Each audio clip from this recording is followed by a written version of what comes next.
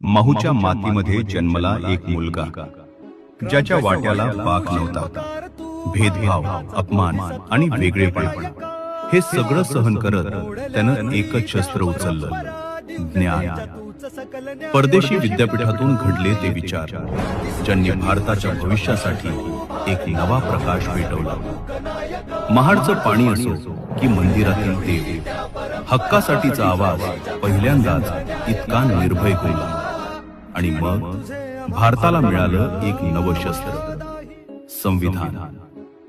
समता, स्वातंत्र्य, बंधुता हा आहे बाबासाहेबांचा संकल्प. थकलेल्या देहाने पण जागृत आत्म्याने त्यांनी स्वीकारला बुद्धांचा मार्ग, मानवतेकडे नेणारा उजेडाचा दीप. 6 डिसेंबर 1956 शरीर थांबलं, पण विचार चालतच राहिला. बाबासाहेब तो व्यक्ती नव्हे, तो भारताचा आत्मा आहे. शिका, संघटित व्हा, संघर्ष करा.